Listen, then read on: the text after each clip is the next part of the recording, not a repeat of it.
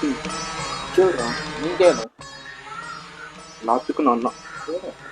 சாமி சொல் பக்தா, என்ன வேண்டும் கேள். சாமி, சம்பாதிக்கிற பணமெல்லாம் செலவாயிருது சாமி. ஏதாச்சும் வழி சொல்லுங்க சாமி. உன் எண்ணம் போல் அமையட்டும். நீ எதை நோக்கி வந்தாயோ அது உனக்கு கிடைக்கும் அப்பனே. நீ எதை என் கையில் வைக்கிறாயோ அது இரட்டிப்பாக உனக்கு கிடைக்கட்டும். நம்ம வந்தது பணம் இருக்கு, கொடுத்து பார்க்கணும். கொடுத்து பாரு, அதான் நம்மளுக்கு ரொம்ப தேவை. கொடு, 10 ரூபா இருக்கு பரவாயில்ல, கொடு, பார்த்துக்கலாம். சாமி. சிறிது கண்ணை மூடி வழிபடுங்கள் ஐயா.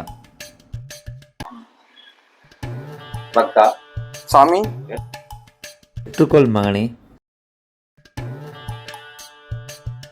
என்னடா 10 ரூபா வச்சு 100 ரூபா கொடுக்குறாரு. இன்னொரு ஆச்சரியம், இன்னொரு 100 ரூபா வச்சோம்னா மறுத்து 200 ரூபா வரும்.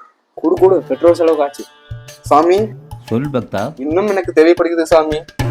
இந்த முறையும் கண்ணை மூடி வழிபடுங்கள். பக்தா, இந்தா எடுத்துக்கொள். சொன்ன மாதிரி 200 கொடுத்தாரு. உனக்கு 100 ரூபா, எனக்கு 100 ரூபா. பெட்ரோல் போட்டு நம்ம போலாமா? வேண்டாம் வேண்டாம், இது வெயிட் பண்ணு.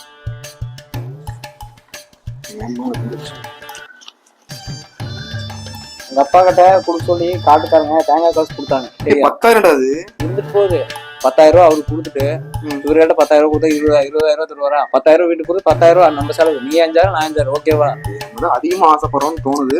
வந்த வரைக்கும் லாபம், அடிச்சுட்டு போயிட்டே இருக்கலாம். அப்படிங்கிற. ஆமா, உன் கையாலேயே கொடு, பாத்துக்கலாம்.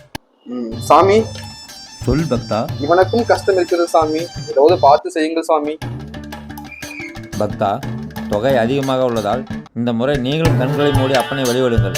நான் மலையேறும் நேரம் வந்துவிட்டது. நீங்கள் நினைத்தது நடக்கட்டும். பத்தாங்கிற சத்தம் ஒன்றும் ஓகேடா. ஒரு போடு, நம்மளே பாப்போமா? டேய், சாமிஜி காணடா. நான் தான் அப்பவே சொன்னேன்லடா, இப்படியே பாதிலேயே போயிடலாம், பெட்ரோல் காசா மிச்சம் வாழ்ந்துங்களடா. எனக்கு என்ன தெரியும் அவர் இப்படி பண்ணுவான்னு. இப்ப 10,000 ரூபாய்க்கு நான் எங்க அப்பாட்ட வா போலாம்.